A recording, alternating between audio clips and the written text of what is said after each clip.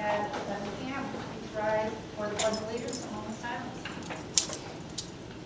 Pledge allegiance to the flag of the United States of America and to the republic for which it stands, one nation, under God, indivisible, with liberty and justice for all.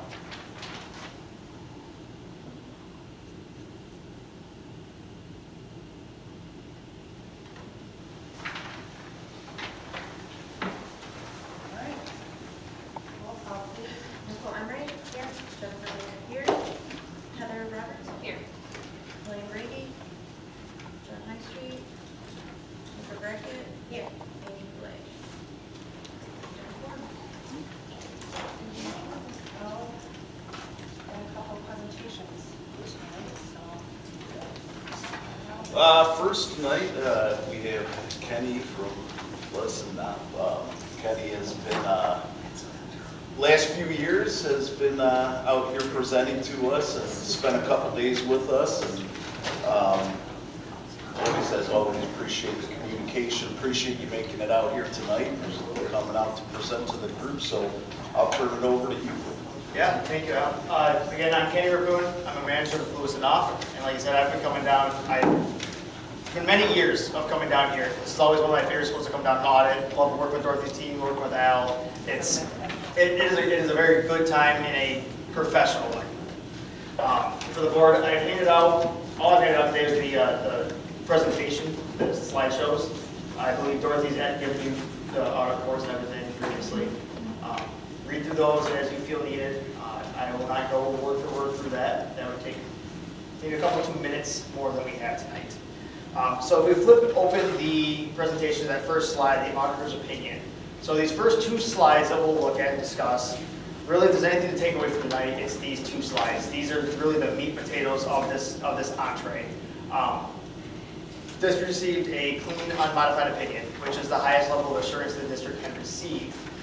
What this means is that after performing our audit procedures, we came to the opinion and were able to put the conclusion on that the financial statements are free of any material misstatement. Material misstatement meaning there could be an error here or there. But nothing would be ever significant to the point that it would change the user's opinion one way or another. So essentially what we're saying is we cannot promise an A plus 100%, but we can get you a nice solid A. So that's essentially what we can do within our auditing standards. We did note here that we have no controls issues reported. We do not give an opinion that the internal controls are working properly, but we do perform procedures and walkthroughs and talk through with the staff to verify that the controls are in fact taking place and operating as intended. One other note here, in 2025 we adopted a new standard, GASB 101, which is a standard on our compensated absences for the district. So this is the accrued sick and leave time. Essentially the state came in, or the government came in and changed the way that liability is calculated. And in a nutshell, they took what was a wheel and they turned it into a square. So this new formula was it was very intensive, a lot of assumptions, a lot of statistics put into place. So I know I can speak to Dorothy here that it was not an easy change to make. What it did do is inherently inflate this liability that is shown on the financials. Now this is only reported in the government-wide statements. It's not on the fund level, so it's not really a bill due tomorrow for the district.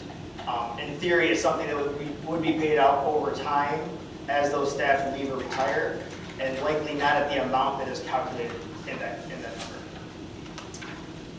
So this next slide on the auditor's opinion, this is from the single audit. So we'll look at our federal awards. And I will preface this. Technically, this single audit report has not been filed yet with the federal government. That is because we are not able to, as we don't have a compliance supplement, which is the government's, the office of, I cannot remember what OMB stands for. One of their offices, they submit this compliance supplement that is basically the guide, the auditing guide of every federal grant in the country. And unfortunately, they don't have the new one released yet, and until they do, we cannot issue the single audit report. But the state has come in and given us workarounds and has helped just mitigate the whole situation. There's no issues at any district level. So if anyone was concerned looking up in the clearinghouse to see where our audit is, it will not be there. and it will be there as soon as this compliance supplement's released and we can get the info out. With that said, it's not filed yet, but it is done. And we note here, no opinions, no finding, or clean opinion, no findings. We looked at the nutrition cluster, so the food service program for the district, which was about half the total federal revenues. And after those procedures, everything here fairly stated, all compliance is followed, so another job well done. This one we can give an A+. So these remaining slides, we're going more over statistics and some items. If you have at any point questions, please let me know. Just shout out the question. I like open forum versus me just talking. I will ramble and you will never die. So this first slide we're looking at change in fund balance. Really, we look at the general fund here, which we did have a little bit of a deficit or usage of that fund balance. However, we came in at about 31% of our general fund expenditures, but when we take out the assigned portion of that amount, we come down to 22.7. So our next slide we're looking at the general fund revenues. So of the total about $19.8 million, we see the majority, about 62% came in from our state sources. So that would be the state aid, your foundation allowance. And then the next big chunk being our local revenues. Bulk of that is going to be our property taxes. Not much more to say there. The general fund expenditures on the next slide. So again, about $19–20 million here, pretty level with the revenue side, as we saw with the slight usage. This one's broken down by function code, which there's a couple different ways that the state categorizes expenditures for school districts. Function is one level of that. And the two big pieces here are instruction and support. So the overall instruction of the students, that's going to be your main teachers, and the support being all the other support staff and aides. Comes out to, that is a total of 96%. So another way I like to put it is 96 cents on every dollar goes directly into the support or instruction of the kids. And typically, when that 4% grows, it's usually one-off items, like a unusual event. I can't speak to the 4% here, and I wish I didn't bring this up already, because 4% is 4%. But it's usually a one-off. So no issues with this rationale, with this ratio of expenditures. Told you I'll keep rambling. Let me ask a question. Hey Kenny, before Yes. you get away too far from the fund balance, so knowing that we spent in a little bit this year and we kind of anticipated that, with the revenues coming in and what we had already settled in contracts going out, we kind of anticipated that we would. Are you seeing that across districts? I mean, is that pretty common right now? I mean, it's the first time we've gone in a while, and I'm just kind of curious, are you seeing that? We definitely saw it a lot more this year. A lot of the previous years, all the ESSER funding and grants that came in was really a huge injection into every district's fund balance. So prior years we saw a lot of increase. Well, now all that's leveled off. We're back to more what was a traditional pre-COVID type of budgeting, I would say. And yes, many districts did have a usage. Many districts saw a very small increase. So you're right along with basically a lot of districts. So I would not say it's anything to be concerned about. So with that same group of general fund expenditures, this next slide is showing it by object code. Again, just another category in there. The main two here are going to be our salaries and benefits, which that's our two biggest pieces, the 44 and 32%. So that comes out to, a quick math, 76%, which is right on average with what we say is usually the spread for a school district. Typically, historically, we've said anywhere from 75 to 85%, but that's shrunk down as more contracted services have been used. Those become more available over the last couple of years. Districts are utilizing them more, and inherently, the more you spend on your contracted services, the less you're going to do salaries and benefits. So, again, the ratios are very in line with other districts here. So speaking back to that budget, every year we are required to review the budget, review the final financials, and compare where we landed and how accurate our budgeting was. So we see here our revenues, and this is only for the general fund, if I didn't say that already. For our revenues, we came in about $150,000 under budget, which was a 1% variance. And then our expenditures, we came in about $1.4 million under budget, which is more of a 7% variance. So this one was the expenditures was the variance, in theory, in the district's favor. And what was budgeted to be a $1.4 million use of fund balance only ended up being $120,000. So this next slide, we're just breaking down the long-term debt for the district. The 10.6 million, that's our general bonds, that's our capital projects and debt we've issued the past years. And then that 335,000 for other employee obligations, that is the amount for the compensated absences. And again, that number is only shown at the government-wide. It does not hit the fund level, it doesn't affect our general fund. This next slide are MIPSR's pension and OPEB. So in speaking of items that don't affect the general fund, I think at this point, I'd assume we're getting more familiar with this as a concept. The state of Michigan requires districts to show their portion of the unfunded liability on the front page of their financials. That total unfunded liability this year for the pension liability is about $27 billion, I believe. So showing the 19 million is Algonac's portion of that unfunded.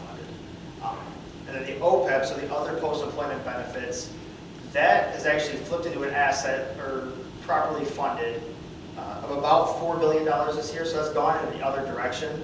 And these are numbers that we don't come up with. Actuaries come up with these, provide them to us, and every district or every auditing firm just takes the actuary numbers, pulls them in. That's the process of how they want it to work. So we're not the ones calculating these. I would love to give you a lower liability. But again, this does not affect the general fund. It's not a bill due tomorrow. It's a glorified number on the financial statements. So with that, that is the end of everything I had planned to talk about. As always, I just want to say, Dorothy, thank you. You and your team, always great coming down here. Always treated well. Great snacks and desserts. And with that, do we have any other questions? Was there something in the state budget though that had something to do with the mixers? Yeah, that'll be for the. For next year, right? Wasn't that changed for 25, 26? Yeah. Not to our favor. I know, that's what I was saying. So next year, this page is going to look different. Yeah. Okay. Thanks, Kenny, I appreciate it. Thank you. Dorothy, again, thank you, and Mary with the hard work you guys did, and Jan and Crystal for helping out as well. It really, for me, it makes life easy when I talk to Kenny for about 45 minutes, and that's about it, and that's my piece, and then the rest of it's all them. So really do appreciate it, and appreciate the hard work. Yeah, absolutely. And like I said, this genuinely is one of my favorite districts to come to, and it's just the overall treatment, how clean the books are is a great factor. And to the board, thanks as always for keeping us around. We'd love to keep coming back. Love having you. Thank you. Thank you. Okay, next up, we've been talking a little bit, Melissa in her updates has talked a little bit about some of the science curriculums that we need to update. We kind of, been going piece by piece and getting back in that cycle of doing some things. Well, this year, with Mr. Frank coming in the last couple of years, we've been looking to update his materials, getting him some things for both chemistry and physics. So tonight, Melissa will present some of the information and show you a little bit about that. So Melissa, whenever you're ready.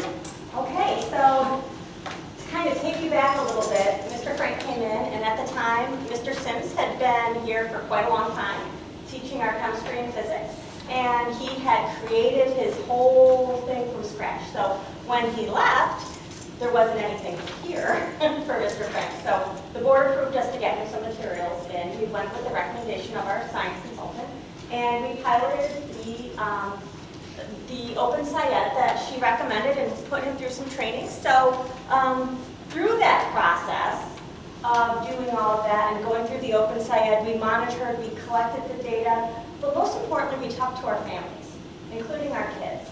And so when we talked to the kids at the end of the year last year, they said, it stayed on the topic way too long. And we didn't feel that we got the basics of what we needed to get in some of those chemistry and physics things. We wanted to do more hands-on things. We wanted to do this. We needed to do this. Mr. Frank listened. He tried to spice it up, but in the end we decided, okay, this may not be the best fit for us. So we took a look, dived back in, what else could we try? So this year we piloted experience chemistry and experience physics. So, you know, we're looking for a program that, one, is going to teach those basic foundations of chemistry and physics to get those kids ready if they're going to go on into a STEM field, but also that exploration, that hands-on, that inquiry, how the STEM fields are all changing day to day. I mean, year to year, they are just advancing. So how can we bring that all in and get those kids ready? So this is our next go-round at chemistry and physics. And I just kind of talked about this already. We've worked with our science consultant. We did a pilot with Open Syed. We've sent Mr. Franks to quite a few professional developments just on next-gen science standards, trying to get him into the groove of things as he's coming back to teaching from a health career. So our second pilot this year was Savas, Experience Chemistry and Experience Physics, and it went much better, much better. So here I'm here tonight to kind of just talk about this. Experience Chemistry and Experience Physics are both through Savas, is the parent company. They just came out, so they have been really revamping their whole curriculum to meet those core principles. So they both, and I shared with you should have these, and I put those in there just to kind of show how they mirror each other. You can see they both are in a triangle paradigm where they have the storyline, which is the phenomenon. That's what all science is based on. You take a phenomenon and you kind of work through it with experiments, investigations, and just good hands-on learning there. So they share a lot of similarities. I'm going to show just a quick 2.5-minute video of Experience Chemistry to see the background and kind of the whole philosophy behind it. And it's the same thing for Experience Physics as well. That's not going to be the way it is. There is a tremendous need to rethink how we teach chemistry in today's classroom. These are the kinds of things we kept hearing every time we talked to high school chemistry teachers. The last PD training I went to gave us excellent examples of phenomena. For biology, they didn't mention chemistry once. I spend hours and hours of my personal time every week rewriting old chemistry labs to make them more open-ended. My chemistry textbooks sit unused on a bookcase in the back of the classroom, And we want to change that. We want your students to experience chemistry. So how does experience chemistry work? We start each storyline with an anchoring phenomenon. This is your big picture topic, and it will tie upcoming content together and generate the multiple student questions that drive the lessons forward. if you're studying chemical reactions, ask your class, how do we design chemicals to keep food from spoiling? That's a lot more interesting than just talking about how chemical reactions are processes by which one or more substances are changed into a new substance. Now, when they study chemical quantities, stoichiometry, and thermochemistry, they can relate these principles to the foods that they eat. This will transform your classroom from a rote memorization of hundreds of years old details to a living, relevant laboratory of discovery.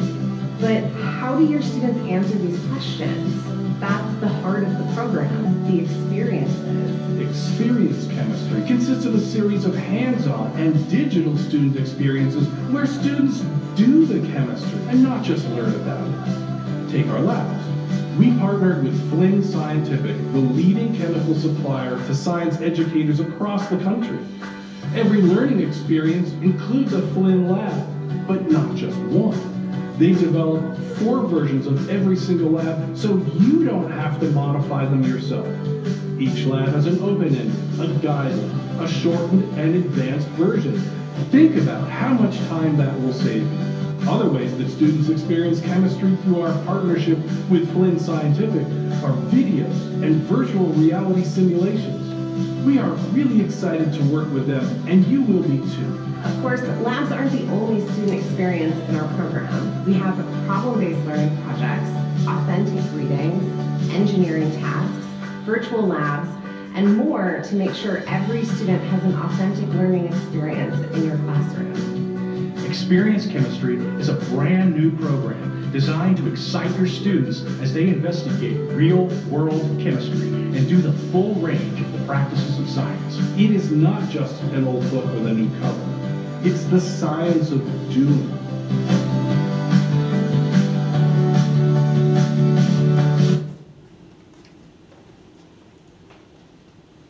So there's a physics one too, not you get the gist of it.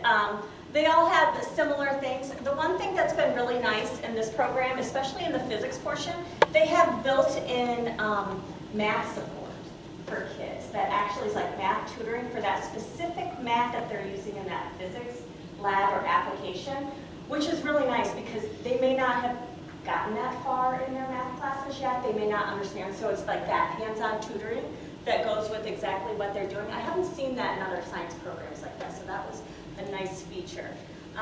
Again, you have this in your packet, but just highlighting all the different things that they have. The thing nice for somebody like Mr. Frank, who's teaching one section of chemistry and one section of physics, and physics, like all these lab kits come, so it's all right there for him. He's not digging around, he's not constantly trying. He can see the different variations of labs to know, okay, I have this much time, or I have more time, so I can offer kids that need more, like advanced, they can go farther, or kids that I just want to model something. There for those teachers. The performance assessments are after every investigation, and then they follow that claim, evidence, reasoning, writing, which is really big for that informational writing that we see. So the cost right now, this is a 6-year proposal. We have one section of chemistry, 35 kids every year, and we have one section of physics currently every year. So this is for 6 years. Those are the digital licenses. We do have hardcover textbooks that they can have in class for a reference, but the book is digital, of course, for the kids. All the virtual simulations, everything like that. And the classroom kits. That's for the original consumable and non-consumable classroom kit for a year. Now each year, there's going to be some consumable stuff you run out of that we will have to order. So I did put a caveat at the end there that we will have to order some stuff as he runs out. That cost is going to vary year to year depending on what consumables are used and how much. The total for 6 years for those two are $11,718.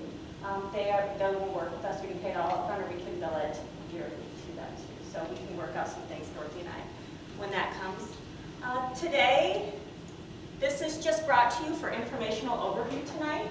So in case you want to take a look and ask some questions, I'll bring it forward in December for an actual action item. And we're hoping to get it then purchased after that so we can start full implementation by second semester. So this is what you're doing right, they're doing right Currently right now. now. So do they have like the experiment stuff now? They do. So we purchased the pilot kit at the beginning of the year, which did come with a full day training. Mr. Melrose, myself, Mr. Frank, and Ms. Meldrum, or I'm sorry, Ms. Landrum, Mish Landrum, even though she's not, she's his mentor. So the 4 of us were in the training with the presenter. It was a really good training. She walked them through everything, and then we've had ongoing support from them. Eric and I check in with the Savas lead who's taught this program. Like she's in there, you can tell she's recently out of the classroom, right? So she's been great to check in with. We have monthly meetings with her. So it's been very positive. Every question he has, in fact, what he said to me is, most of the pilot kit's running out of experiment stuff. Like, I need to get this stuff in. We have experiments we want to do. And I go, well, we can't yet. You gotta hold on. We gotta take it to board. So it was nice to see him so excited about it. He says, you know, overall, he's moving through materials quicker. Kids feel more confident with it. When I spoke with some of the kids this year, I mean, they obviously didn't have the experience from last year. So No, my kid had the experience last year.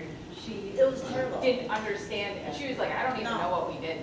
Yeah, and when I talked to Minna, like the Open SciEd one is for kids that have a really deep understanding of physical science, right? So they go in there, and so then he had to spend so much time back teaching, which made the units go so long, and then they were not excited about it, they were not.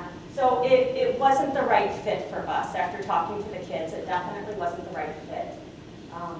Sounds like, I mean, just the engagement piece here. The engagement's a lot, like I said, it's moving much quicker, it's going much better this year. I did reach out to them because we haven't updated our physical science class in a long time, but there's not anything out there yet that's really powerful. So they are going to be working on something through this, but they haven't done it yet. So that's the other thing we're keeping an eye on is what physical science strong curriculums are coming out, what resources are coming out, because we're still using a book that we've had for a while. So we definitely need to look at that in the future as well, but this is a good fit for our kids right now. Don't let those upperclassmen talk those younger ones into not taking it, because I was that's gonna like say- the kind of thing that has been going around, like, Yeah. and I know a lot of the current sophomores ended up taking physiology and anatomy Yeah. this year because they were kind of Because a iffy lot of about the it. current juniors feel like they completely missed out on a year of class. Yeah. Is there anything that can be done to help those kids? Because they're not prepared now, Right. as if they had taken chemistry. I don't know, that's a Is there good anything question. we can do to help them? I can check to see if there's anything like that we can have them do, or maybe build it in a little bit, like some of those. Maybe enrichment off of this for. Yeah, that's what I'm Yeah, wondering. because there are a lot of kids that feel like they gained nothing. There's from that also, class. there's also components in Khan Academy for all these as well, that actually offer a lot of support. So we'll have to take a look at what enrichment that we can do that. And I know that you don't know until you try something. Well, like I said, we had no But materials. we do have, but unfortunately, two of us do have a child that was part of the first pancake. Yeah. That just, Well, like I said, we had nothing to give him. No, yeah, no, I So get we it. went off, yeah, we went off the recommendation of our science consultant. right, and you And don't we were know like, until you okay. try. Yeah, No, yeah. I get it, because I was just like, what are you learning? Yeah, like icebergs, really. Weird. Icebergs, so, Like, I took chemistry a lot, like, I took a bunch of levels, I'm like, I don't even, yeah, like, what are you doing? Yeah. yeah. So like I said, we went with the best recommendation we had at the No, time. this is better. We got him a lot of training, and we listened to our kids, and they said, I don't think this is hitting, you know, they were very honest in a respectful way. Because I would say, tell me That's good to why. know. Tell me why. I mean, maybe not to mom at home, but to me, when I asked those questions of them, they were able to give me real reasons why they didn't think it was a good fit, which we listened. We said, Right, okay. oh, and I do appreciate that. I just. I get it, as a mom, my kid though, right? Yeah, because well, and not just my kid, but the other, you know, But however you know many how that were in there. they only have to take 3 years of science? How do you know which ones they're supposed to pick? Like, does it matter, like, if they do biology and then do physiology, anatomy, and physical science? Like, do they have to take any type of test that tests, like, a physics and a chemistry if they don't take that in high school? Not to my knowledge. No, so I mean, they take the science M-step, but the state really doesn't count that toward accreditation. In the SAT, there's nothing really, the science is ingrained in some of the math questions and some of the reading questions, but it's not and even if you look at those questions, you really don't need to know the content if you just can figure out from the reading what they're asking for. It's really So what it's they're really not. interested Right, in Science, pursuing yeah. the past. right. It's that foundation for those STEM careers, right, if you want to enter into. And what you take, and if you're attempting to take a class in college, if you're assuming that you already have the knowledge that you should have had. I just didn't Yeah, know if it chemistry matters class, what but you science don't. you took. Like, Yeah, you know, it's 3 years of science. just whatever you want to get. So we're trying. Oh, no, I know. So anyways, this is for your information, but please reach out to myself or Mr. Frank if you have more questions. And I'm glad it's going well, because a lot of times it can be dry, it can be boring Right. if something doesn't happen to catch their attention. So I am glad that that you listened and that there is a change. Right, so. And you don't know until you try. No, and like I said, we had, at the time, we didn't have any materials. So he got a lot of great learning, and unfortunately, it just wasn't the best fit for him. Thank you. Thank you. Yeah. On to our- Someone wanna make a motion?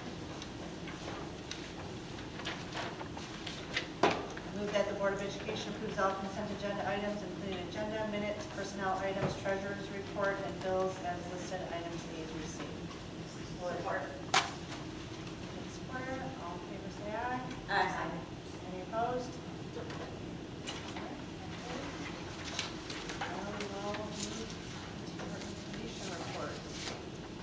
Mr. Melrose.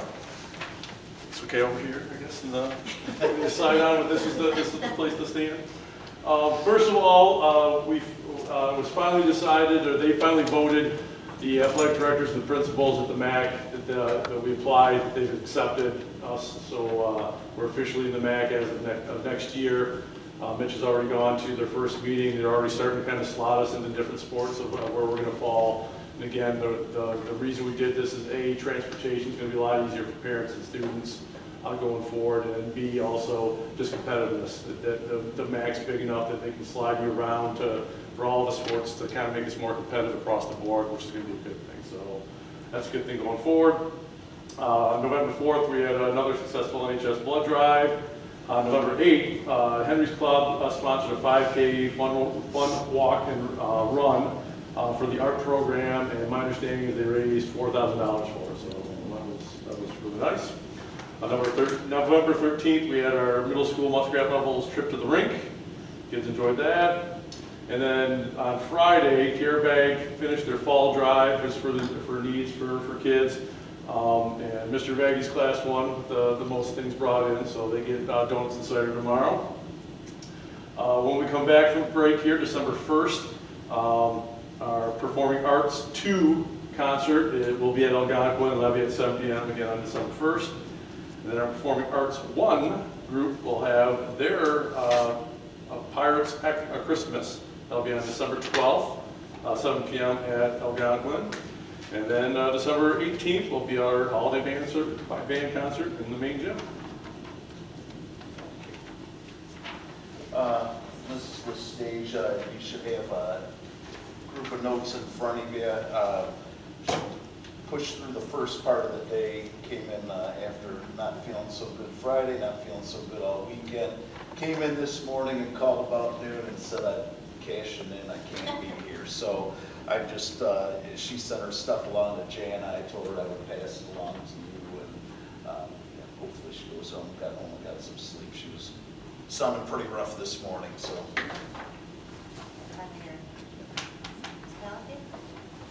So looking back near the start of the month, we had our first artifact hunt, where members of our ELA committee were able to visit each classroom during our designated small group time.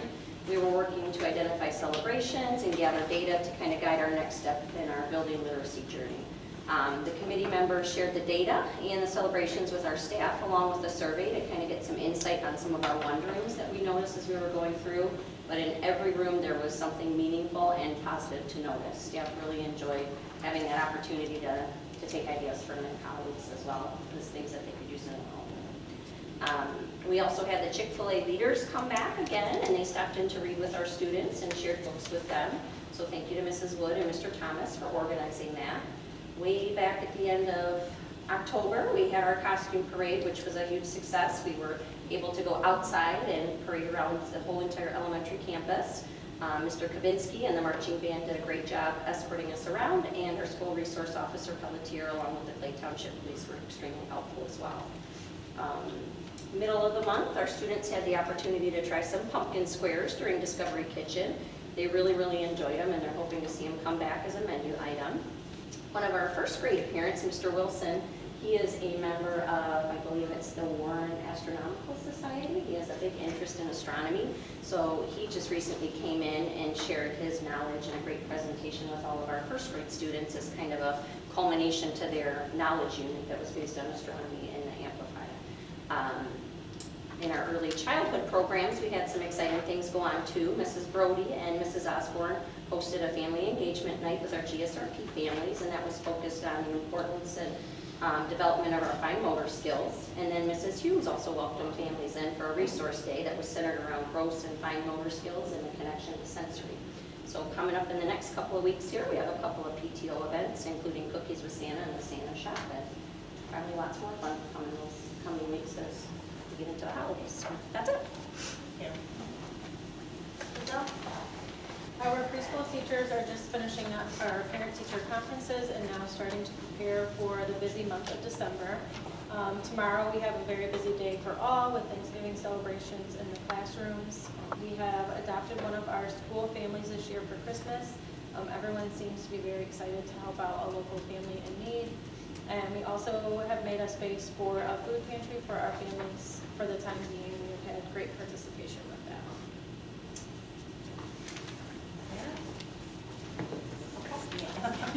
She's back. So switching gears to English Language Arts, we've been doing the Think Circa pilot in grades 6 through 8.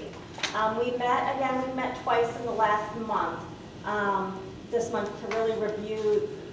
This program does a really great job of taking data and all the things that we've been doing. So we spent some time today reviewing that, looking at our goals, going into some more details of that. So there'll be more information coming to board for information in the next month or two on that, but seeing some really great things there.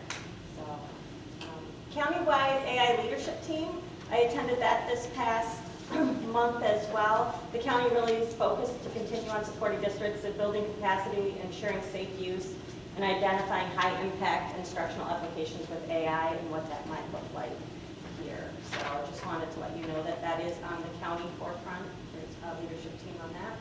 I attended the statewide MyPIP conference, which is our continuous school improvement.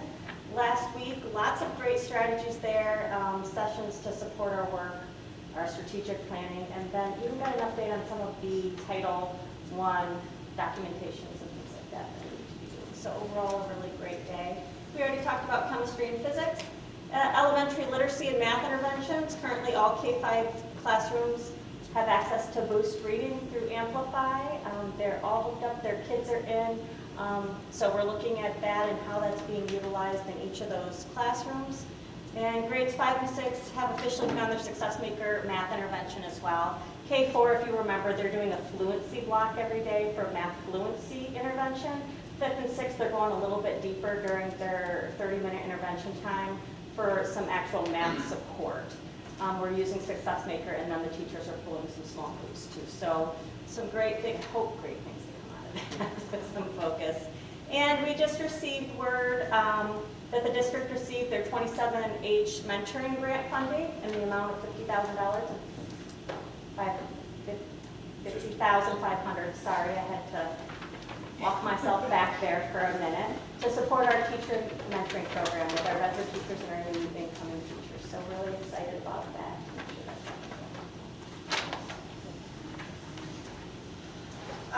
Board reports. I did have, going to add this to our agenda,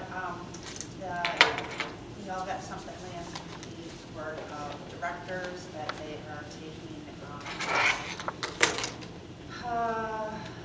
candidates right now, but we can only have one per district, so I just want to put it out there. If anybody's interested or planning on running, you can let the rest of the board know so that we don't, not everybody's ready to do that because we only have one. So if that's something you're interested in, just let us know so that we don't have more than one. Other than that, I just wanted to say, as far as the Halloween parade, I heard from people that live near the school how cool it was to hear the band and see the kids. And growing up, I went to Algonac Out, and Dr. Strite always walked us around. We went past Algonquin Place, so that the retirees that were there could see us, and that was always an exciting thing. And I just think it's really a cool addition to have the band and have the kids march around. The kids that came over from Dana's in the high school, so we had all the kids out in the hallway, and they all brought candy. So these kids would come down one hallway with 4 to go, and they were already, their bags were just overflowing already. And then, they're about 2 hallways they're about done anyway. It was just funny because the kids that were down on this end of the building had all these big bags of candy, and you couldn't find another place in their bags. One kid had a Home Depot bucket though. He had a big old Home Depot bucket. But yeah, it was pretty cool. Yep.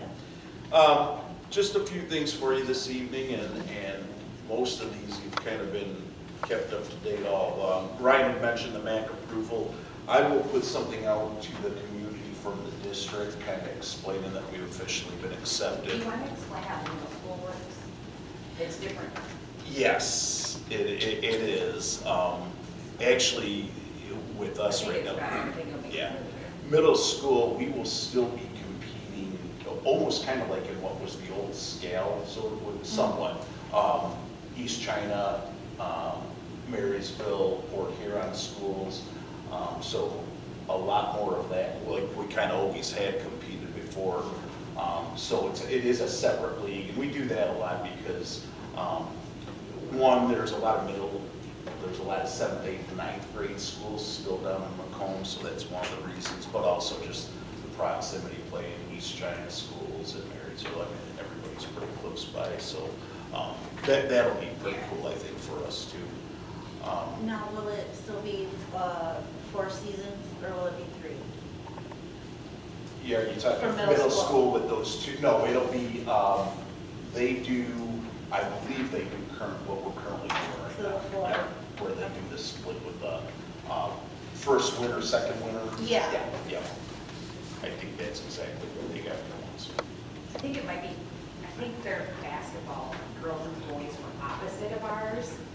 You might want to check that. 'Cause Okay. I know that the girls played in like the later winter, when I went to watch the St. Clair game one time, and then the boys played in the beginning. It was weird, but I Okay. don't know if they switched now because some of the schools didn't have wrestling and now they do. Okay. Because Yeah, 'cause not they all have to schools be have the opposite, wrestling right? teams, yeah. Because we always did basketball, wrestling opposite. Yep. Yeah. But they might have switched that now that more of the schools got wrestling, because now it's more popular. So the 31AA lawsuit, and we had discussed the importance of that, kind of what's going on. This thing's been like moving like crazy last week. So the lawsuit got filed last week. We obviously were part of that lawsuit, and basically the whole idea behind that is on the grounds that it was unconstitutional to ask districts and ask individuals to give up their attorney-client privileges, especially in order to obtain funding. It's something that we feel, obviously pretty strongly about, for us to put our district and our employees in that position is scary, and it's something that I really would have struggled to commit to that money, knowing that that could be then resolved to that. So the lawsuit was filed. We got quick response. It's kind of a little compacted anyway because they really want the money awarded by the end of December. And it's supposed to come on the December state aid payment. So as we went, it kind of was all within the matter of a day or two. We started with the federal lawsuit. They said that they would make a judgment on that they would hear the briefs and then make a judgment by December 9th. Same with the state. And so what they did was, remember this at one point was a November 20th deadline, got pushed back to December 1st, so it's now December 4th. But they've told us at this point to opt in, which before they said don't opt in until we know what's going on. So we've been instructed to opt into the money with the idea that if the lawsuit doesn't finish favorable by December 19th, we have until December 31st to rescind it. So we'll be able to back out of it if that's the case. Now, our attorneys, and I had a Zoom call on Friday morning. They've been talking with a little bit with, and not only with the judge, it's going to be the case, but also with the other side a little bit. And, feel very good, and usually they're not like the kind that get they don't want to get over optimistic, but they felt very good about the conversations that they were having. It's the idea that I think when this legislation was presented, I don't think everybody that was presenting or that voted for this had a full idea of what it all entailed, and now that's starting to come to the forefront. So since then, MASA, Class B. I think you guys have seen the ball kind of jump on board a little bit too and have been getting precedent. So I feel good about the direction that it's going in, and most importantly, we're in a position now where worst case scenario, we would back out of that money probably, but I do feel pretty good about it. And I think there'll be some changes made to that, and I think there'll be something that we can live with, so I'll keep you posted. How many schools ended up participating? I don't know the answer to that. I know they were still at the last day because we had till, they gave us a deadline of Tuesday to jump in on the lawsuit. And so I think, it was quite a few, and then Troon came back out with something that, it's with the idea that you can be, I think what they call an interested party in the lawsuit, so you're not necessarily on there, but you're listed as, you're not named in the lawsuit, but you're kind of listed as a go-getter. Okay. So we got a big group doing that too, yeah, support, so. No, I feel pretty good about the direction it's going in. I had been talking to you about putting together a student advisory group, and so had our first meeting last week, and yeah, it was interesting, really great. Like walked out just kind of like with my jaw dropping a little bit about like, the willingness to talk and converse was really refreshing, and it was like the first about 5 or 10 minutes, I think they were kind of waiting to see what the guy that was running this thing was going to say, and like how he was going to take things, and I cracked a couple one-liners, and everyone kind of started. And then once the conversation started flowing, we had probably, I think after an hour, we got through half of our agenda. But there's good insight, and they asked if we could meet again before Christmas, which I'm real comfortable with, and kind of told them my vision for it was I really do, as I told them, I said, hey, this is my 34th year. I said, I'm kidding myself if I think I know everything that you guys want as students. I said, I want to know, but I said, I don't know it all, and I want to hear from you. And they felt good about, they were the right people to be representing me, and they said that, I asked if there were some people that should be at the table and so we got a couple more names, so I think we're going to add a few more to the groups. And yeah, it just was, it was good conversation, and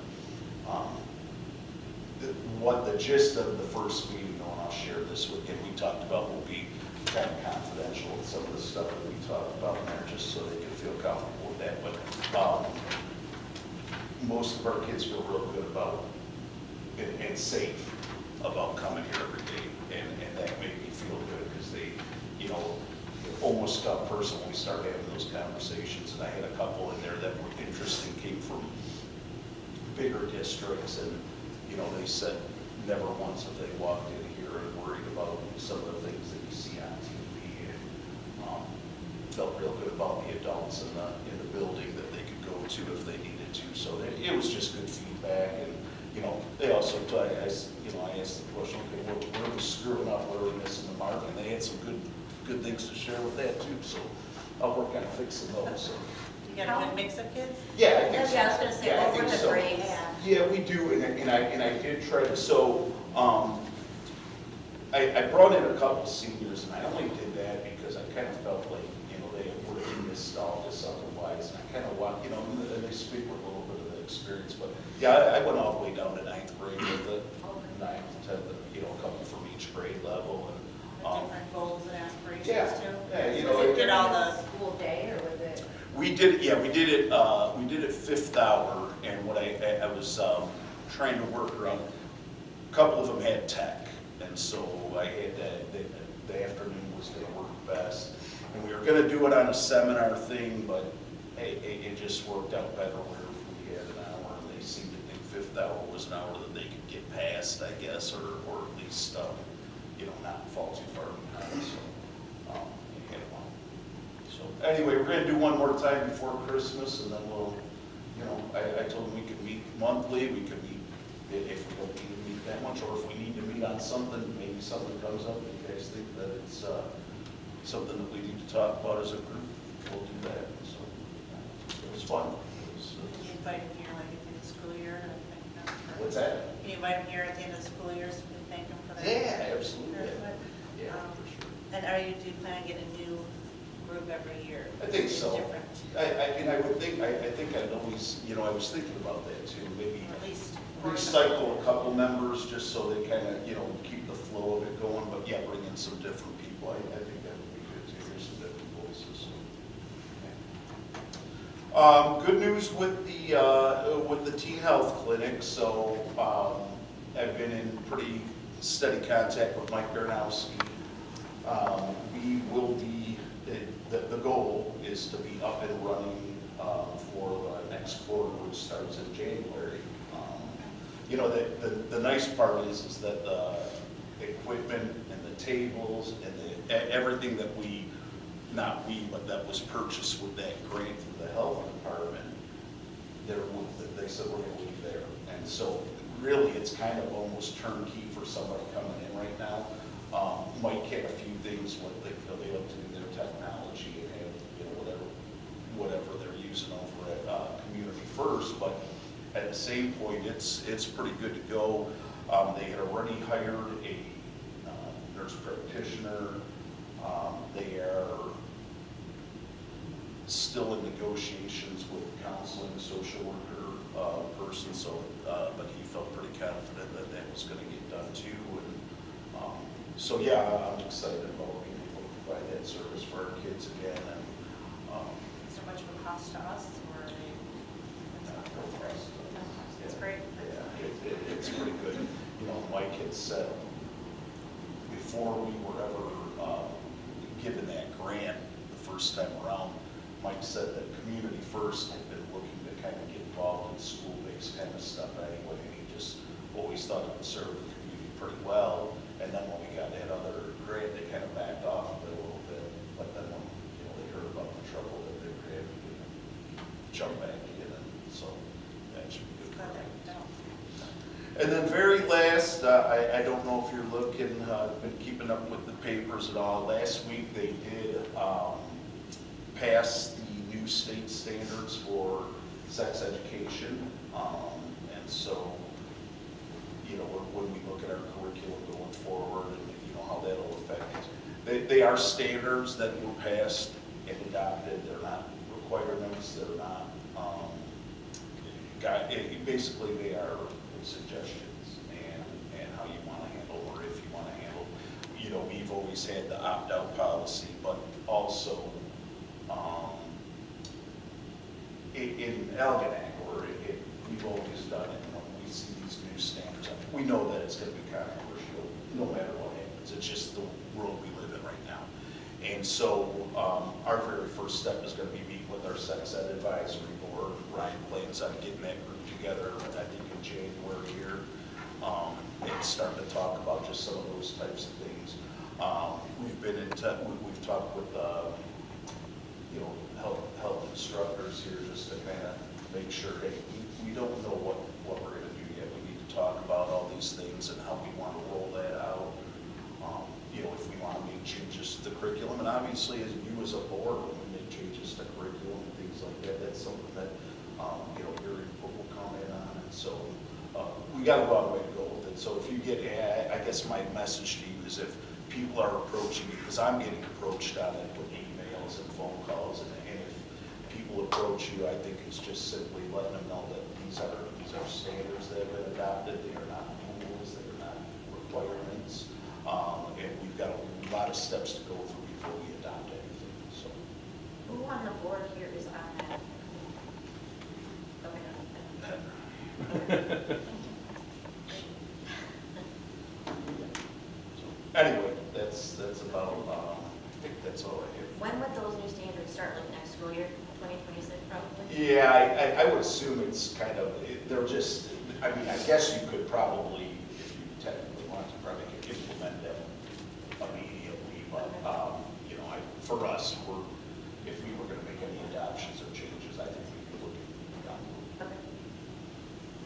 That's it? All right, visitors?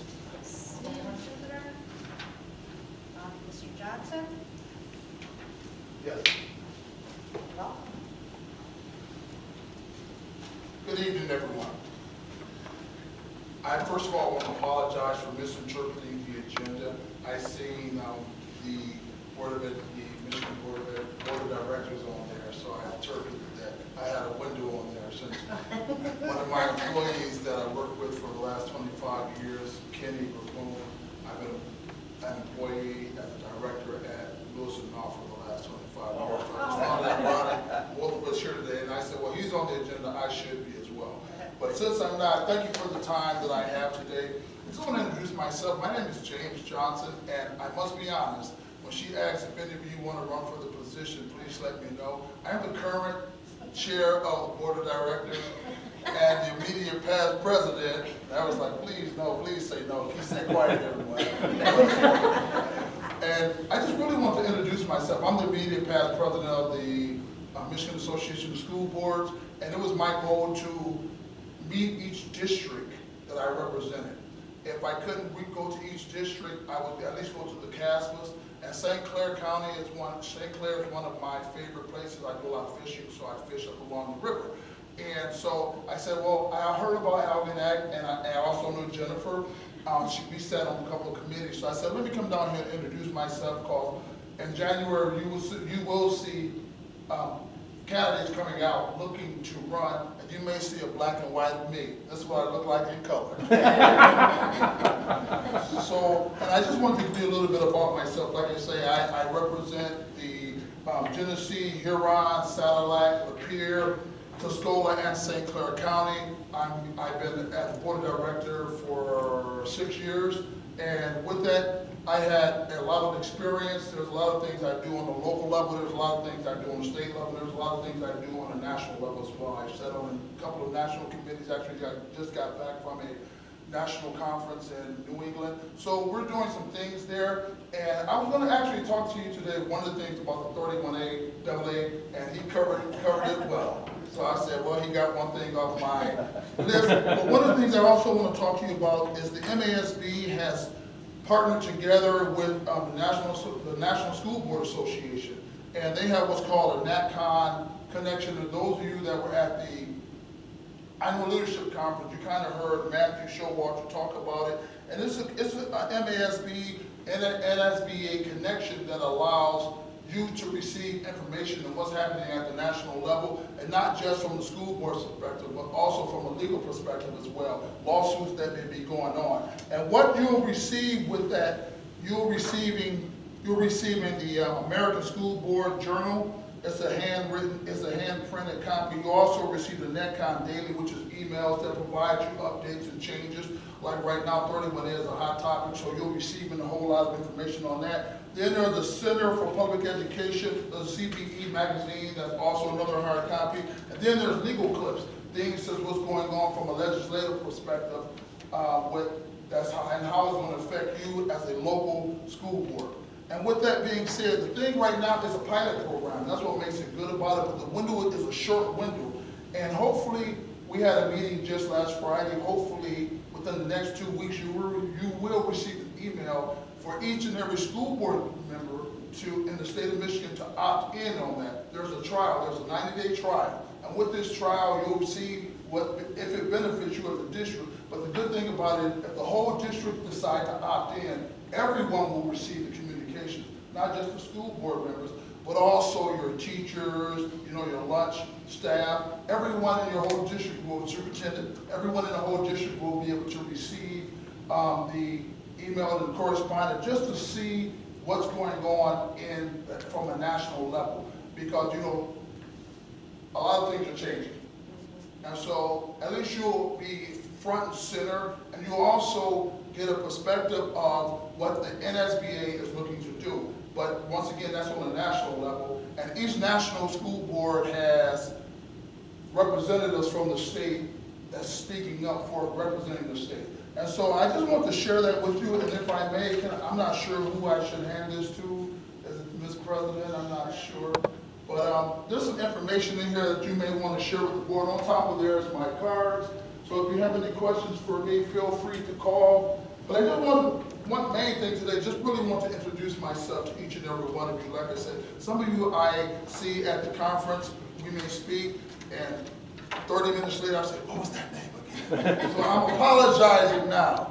But I'm hoping that, things will continue to go forward. And please take advantage. If you just want to try when that email comes out, please take a few minutes and just sample it. Like I said, it's a 90-day. And the pricing list per district is based per student.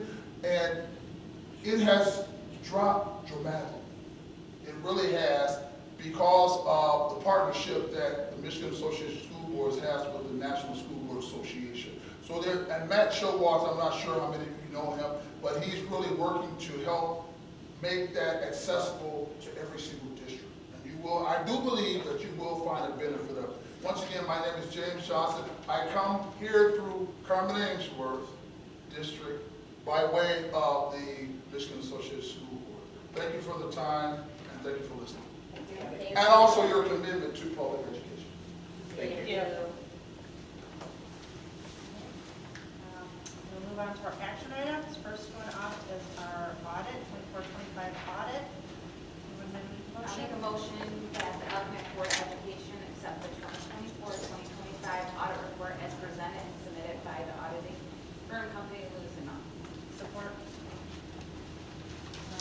Supported. Do a roll call vote.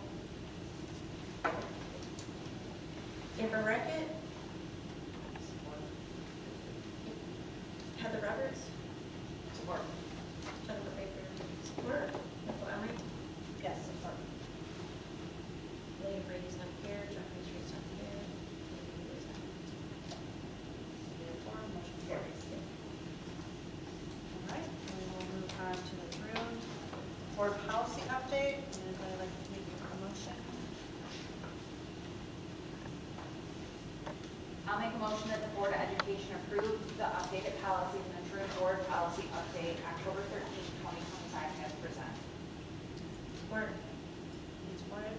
Any discussion? Kind of went over this Yeah, last time. and it was, so- there's really not much in this one. It was just a couple changes to some forms and some wording, so nothing that's gonna make a big difference for you guys. Roll call again? Nicole Emery. Yes. Heather Roberts. Yes. Jennifer Baker, yes. Amber Reckitt. Yes. 4, motion carried. Our last one is a resolution for summer tax collection. I'll make a motion to move to approve the annual summer tax resolution as presented, calling for 100% summer collection of school property tax in 2026, with a copy of the resolution to be provided to local governing bodies prior to January 1st, 2026. A complete copy of the resolution shall be attached to the original. Support. Any support, any discussion? Do we have to go out for the sinking fund renewal next year, 2026? Yeah, no. Yes, we need to start having those conversations. Our tank is empty summer of 27. Okay. But if So we do it in 26, then we can do it as a renewal? we can do it as a Okay. renewal in 26, so when So we get to talk, Do and it we can for run the it month. out twice. Would we be doing it in May? I would go November, and then May is the fallback. May of 27? Yep. So 26. So even though November is like an election year, but not like just a governor election year? I mean, here's the thing. I don't know, I was on Yeah. with John, remember? And Yeah. that's the thing that we. It's not always, I mean, those are probably the most likely to get denied, but if you want to have a couple cracks at it, just in case. So we could do it in August. We could do in August, but here's the other part about that, and I kind of go back and forth with it. When you run those out, if we could do in August. Because they have a primary for the governor. That's true too, because that is a primary this time. Yes, I so get beat you up. can get the people that are coming out just for Not that. everybody comes to a primary. No, that's true. I get beat up when I just, when that's the only thing on the ballot, because then we're paying to run a special election, but, yeah, no, that's something we could definitely talk about. And honestly, when we started looking back, and I was talking with Evan, actually, we were just talking about the list, the ongoing list of things that we've done with this 10 years worth of funding. Yeah. Hard to believe it's been almost 10 years, but it really has. I can't, you couldn't be a taxpayer in this committee and go, they dropped the ball on that. I mean, the things that we fix and the dollars we stretch with that, getting all the roofs in this district completely redone, the upgrades that we have made, you know, now, the nice part about this is this next time around, I mean, this is where we can really start, this is where you touch the inside of every classroom and you start doing, you know, these are the ones that people are really gonna see, oh, you know, when I walk in my kid's science room, it looks entirely different than it used to, or I'm walking in an elementary classroom and it's modern and different, or our locker rooms are there's some real, and those tennis courts, it's my one. Locker rooms, tennis court for sure. Our locker rooms are some pretty desperate need of update, but our tennis courts are getting almost unplayable, and we need to fix that. And my thought is if I do a side-by-side with some pickleball courts, I think that could drum up some folks from our community. Oh, there you go. Just Right, thinking. with pickleball. Anyway, but yes, So that, then we could do You August can and play then May. pickleball Is on a that- tennis court, but you can't play tennis on a pickleball court. that's true. Just so you guys all know. That is very true. But I'd almost like to keep separate because different sizes than that. So if you have it in August, you can't have it in November, right, because of the filing, I think? Is that what it is? You can run it back out there again in November, it's But just, you would do August and then May, or No problem. November and May? I would either do August and May or November and May.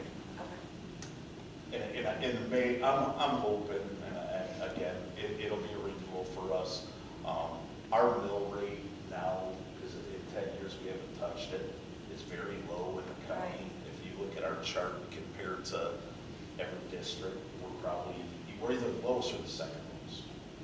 And so if we can keep it at that rate with just renewal, I think it'll be I think it's a reasonable ask, so. But we'll have to amp up get out there in the streets again like we did last time. And Are you gonna have like a committee like we did last? yeah, I think we'll do that, and I'll block out about every meeting in the 6-month span and go visit every single township meeting and club and everything else, but I think it'll be good because like I said, the impact of this one, you know, people know that we got our roofs fixed, but that's not very exciting Right. for anybody, but when we can start doing things inside the buildings, that's pretty exciting, and people will be back. So, Bleachers are nice. Yeah, they bleachers look good, right? Yeah. That's a lot of good things. Yeah. No, we That was a huge deal, I hated those things. Yeah, now they're just safe. safe and look good. They look So, great. Yeah, so, Really good. so, anyway. All right, roll call please. Amber Brickett, Yes. Heather Ernie Roberts. Jennifer Baker, yes. Nicole Emery. Yes. Passes. Carried. All right, now, I move that the Board of Education go into closed session at 8:09 PM for the purpose of conducting the superintendent's evaluation. Support. Supported, all in favor? Aye. Opposed? All right. Oh, you're supposed to go. Oh, yeah, we have to do roll call. Sorry, sorry, do it again. Roll call. Jennifer Baker, yes. Nicole Emery. Yes. Heather Ernie Roberts. Yes. Amber Brickett. Yes. All right, Now, good. now the motion carried. All right, so we are going to go into closed session, so if you guys